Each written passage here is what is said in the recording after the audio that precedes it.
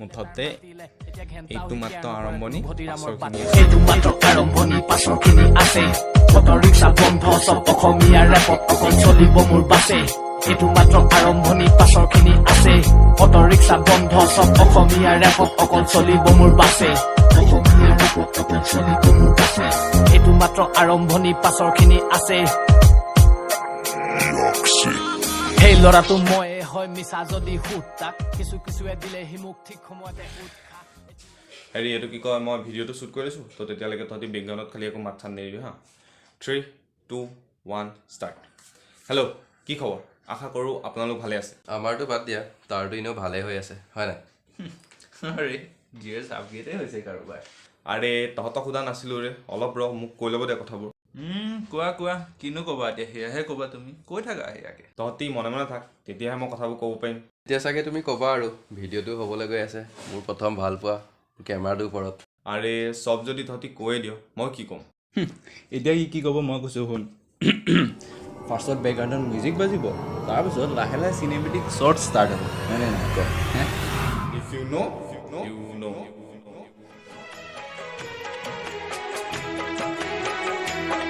आए हो मेरी जिंदगी में तुम बहार बनके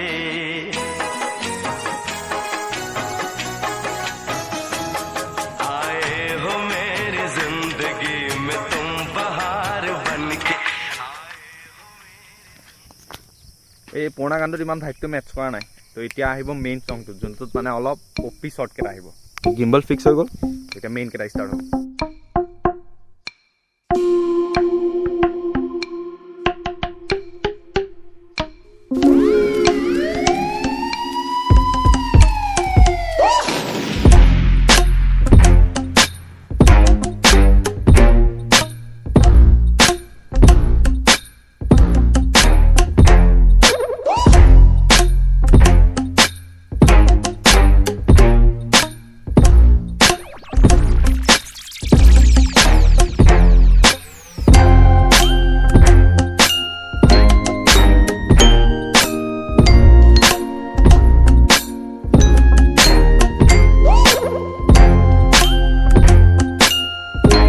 যদি এতিয়া আপুনি ভাবিছে যে ভিডিঅ'তে কিছুমান টেকনিকেল কথা ক'ব এই কেমেৰাটোৰ ওপৰত যে এইটো কেমেৰা হৈছে ছনীৰ কেমেৰা প্লাছ 120 fps শ্ল' হয় ফ্লিপ আউট এনেকুৱা স্ক্ৰীণ আছে প্লাছ ইয়াত 400 প্লাছ অটো ফ'কাছ আছে দেন সেইবোৰ একো নহয় কাৰণ this is going to story about my first camera তো ওচৰত যদি আপোনাৰ হেডফোন আছে দেন হেডফোনডাল লগাই লওক আৰু পাৰিলে স্ক্ৰীণটো ৰোটেট কৰি লওক কাৰণ আচল মজাটো আপুনি তেতিয়াহে পাব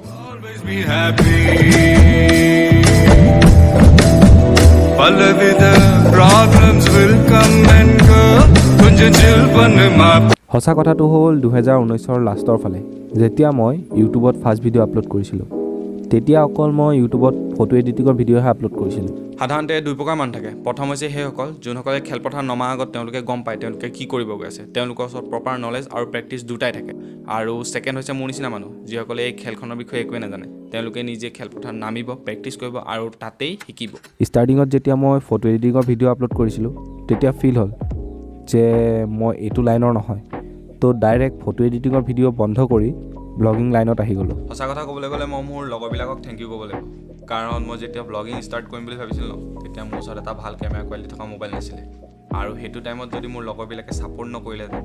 আজি সেই ব্লগাৰটো জন্ম নহ'লহেঁতেন তো থেংক ইউ প্ৰত্যেকটো লগৰ প্লাছ লগৰ ছোৱালী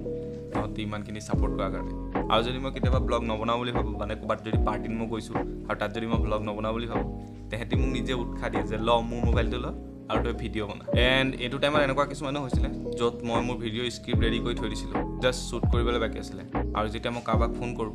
যে শ্বুট কৰিব আছে যে শ্বুট কৰি দিবি তেহেঁতি কিবা এটা বাহানা বনাই পেলাই আঁতৰি দিছিলে সেইটো কাৰণেও কিছুমান ভিডিঅ' মোৰ বহুত লেট হয় যে এমাহত এটা দিওঁ বা কেতিয়াবাতো দুমাহলৈ মই নাইকিয়া হৈ যাওঁ তথাপিও নিজৰ কামক এৰি দিয়া নাছিলোঁ এতিয়া আপুনি ভাবিছে যে কি মোবাইলটাও কিনিব পইচা নাছিলে তো মই কৈ দিওঁ যে মই সেইটো টাইপৰ ল'ৰা নহয় যে পাপা মোক এইটো মোবাইল লাগে বা এইটো কেমেৰা লাগে বুলি কৈ পেলাই দামী মোবাইল বা কেমেৰা এটা লৈ ইউটিউবত আহি ফ্লেক্স কৰিম তো সেইটো নহয় ফাৰ্ষ্ট নিজে কষ্ট কৰিম নিজে কষ্ট কৰি যদি পাওঁ তেনেহ'লে ভাল যদি নাপাওঁ তেওঁক ক'ম আৰু গম পাওঁ তেওঁক কোৱা মানে তেওঁ আনি দিবই কিন্তু কলেজৰ টাইমত যিমানটো মানে মই কষ্ট কৰিছিলোঁ যে ফটো এডিটিঙৰ যিটো ইনকম আহিছিলে তো সেইটো ইনকমত মানে এনেকুৱা নাছিলে যে মই ভাল কেমেৰা এটা ল'ব পাৰিম বা ভাল মোবাইল এটা ল'ব পাৰিম বাট এতিয়া কলেজ খতম হ'ল তো তেওঁ ভাবিলে কি এবাৰ ৰিস্ক লৈ চাওঁ ইয়াক এটা কেমেৰা দি চাওঁ, কাৰণ এণ্ড ফাইনেলি সেইটো দিন আহি গ'ল যোনদিনাখন মই মোৰ ফাৰ্ষ্ট কেমেৰা কিনিবলৈ যাবলৈ ওলালোঁ।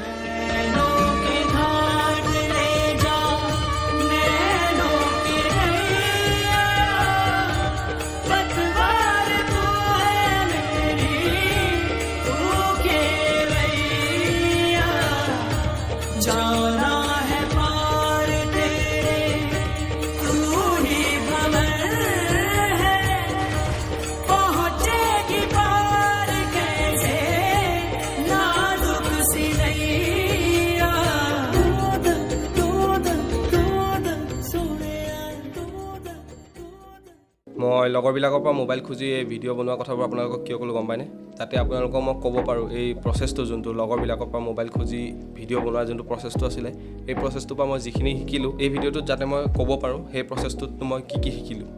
যেতিয়া মই মোবাইল দি ভিডিঅ' বনাইছিলোঁ তেতিয়া মই জানিছিলোঁ যে যি আছে এয়াই আছে, বনাই লওঁ যি বনাব পাৰোঁ, আৰু লগৰবিলাককনো কিমাননো খুজিম যে মোবাইলটো দে তহঁতৰ।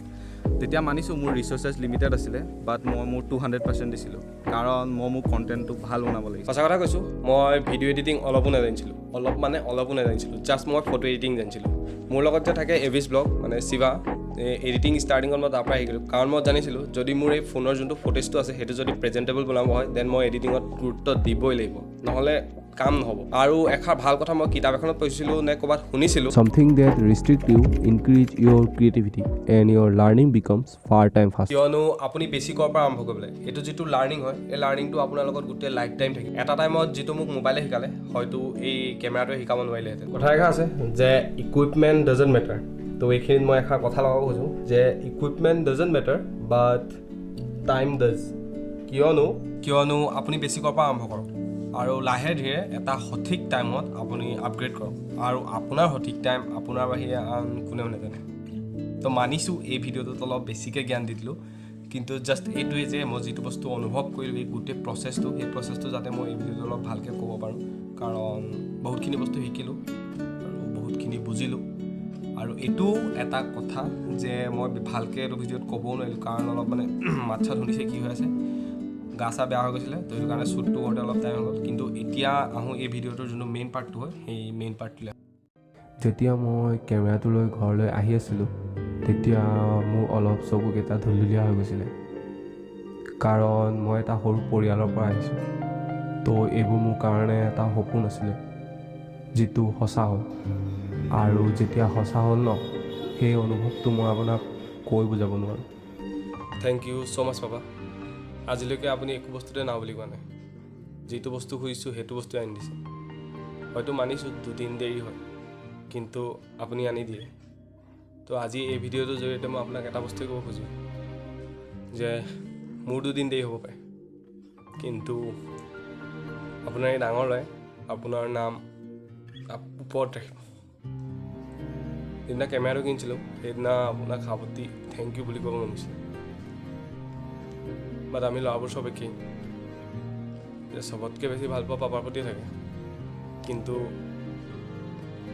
আমি প্ৰকাশ কৰি দিব নোৱাৰোঁ। মই জানো এই ভিডিঅ'টো চবেই চাগে এতিয়া টিভিত চাই আছে, কিন্তু গোটেইখিনিয়ে বহি মেলি চাই মোৰ ভিডিঅ'। তো এইটোৱে ক'ম, থেংক ইউ ছ' মাছ।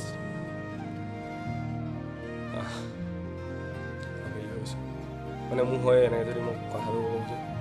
তো thank you so' much papa. অলপ দেৰি হ'ব, বাট আপোনাৰ ডাঙৰ ল'ৰাই আপোনাৰ নাম ওপৰত ৰাখিব।